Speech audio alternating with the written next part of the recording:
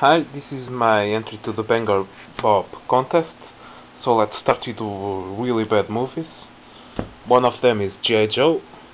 Believe it or not, I went to the cinemas to see this one. Real bad movie. So much money and really bad movie. Then we've got 2012. Another one where they spent a lot of money but nothing good came out of this.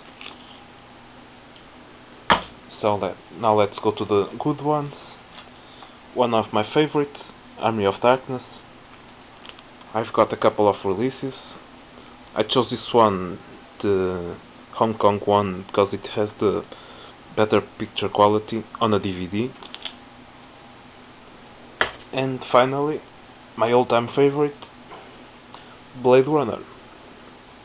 This is the Portuguese. This is a Portuguese release, the tin one, with 5 discs.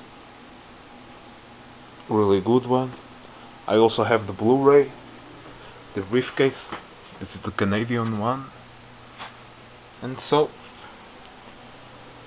this is my entry. So, bye.